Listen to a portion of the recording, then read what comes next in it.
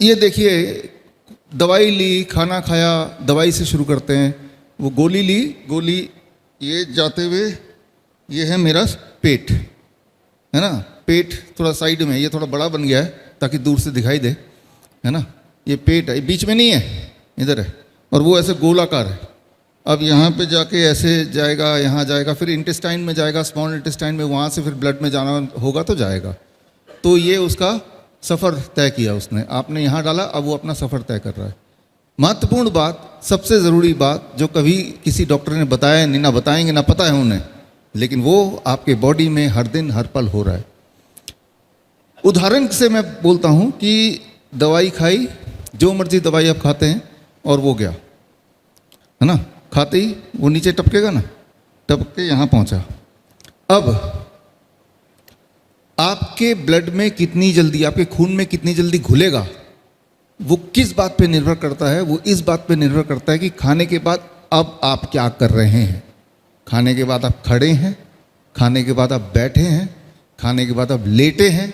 अगर तो लेटे हैं तो किस प्रकार लेटे हैं, उसमें ज़मीन आसमान का फ़र्क आ जाएगा, ज़मीन आसमान का। और ये बात जो डायबिटीज़ के पेशेंट उनको पता है कि सेम दवाई है, एक दिन बहुत नीचे शुगर चला गया, एक दिन शुगर बहुत ऊपर ही रह गया, होता कि नहीं होता? सेम दवाई है, एक दिन बीपी नॉर्मल है उस दवाई से, और एक दिन बीपी बिल्कुल नीचे चला गया। एक दिन लगा कि दवाई खाई नहीं, बीपी तो फिर भी ऐसा लग रहा है खाया नहीं, जबकि खाया, लेकिन बीपी कंट्रोल नहीं हो रहा उससे।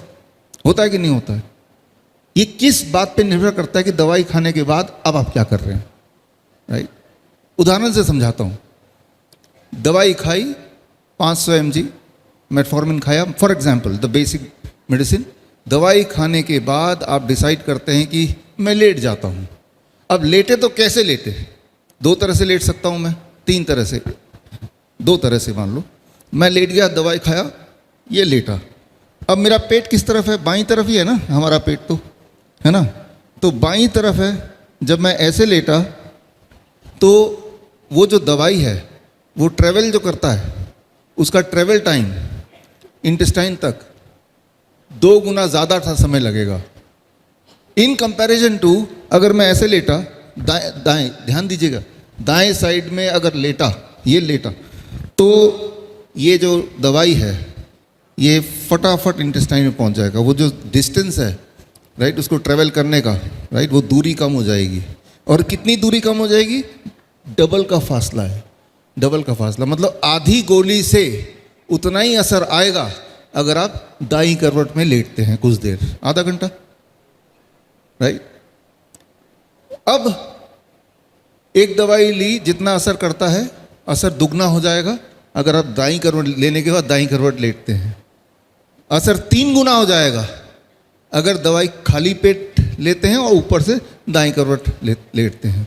असर 4 गुना हो जाएगा अगर दवाई लेते हैं और आप खड़े रहते हैं एकदम नीचे, स्मॉल इंटेस्टाइन। सेम दवाई आपके पोस्चर पे निर्भर करता है कि वो उस दिन उसका दवाई का बिहेवियर क्या होगा। लेकिन आपने कभी ये चीज़ पे ध्यान दिया नहीं।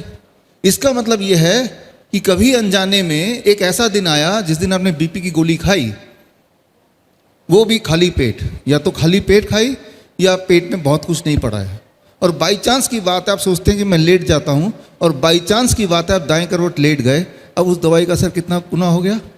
3 गुना। मानो ऐसे कि 3 डोज ले लिए, जितना लेना था उसका 3 गुना ले लिया। अब इससे क्या होने वाला है? ब्लड प्रेशर क्या होने वाला है? लो या हाई? एकदम लो हो जाएगा, एकदम लो हो जाएगा। एक बात याद रखिए, लो ब्लड प्रेशर से हार्ट अटैक होता है ना कि हाई ब्लड प्रेशर से हार्ट अटैक होता है। Low blood pressure causes heart attack. जितने लोगों को हार्ट अटैक होता है, अधिकतर लोगों को हार्ट अटैक के बाद देखा जाता है उनका ब्लड प्रेशर लोअर साइड में रहता है, लोअर साइड में। और वो सोचते हैं ये लोग कैसे चला गया, है ना, छोटी सी बात है ना, लेकिन कितनी महत्वपूर्ण बात है। तो ये अनप्रिडिक्टेबल है। तो क्या इसका ये मतलब है कि हर दिन हम ध्यान रखें, खड़े हों कि बैठे हों, लेटे हों, कि ये तो हमारा दिमाग उधर ही चला जाएगा, है ना। इसका सोल्यूशन क्या है? इसका सोल्यूशन ये कि दवाई से पीछा छुड़ाइए, इसका यही सोल्यूशन है।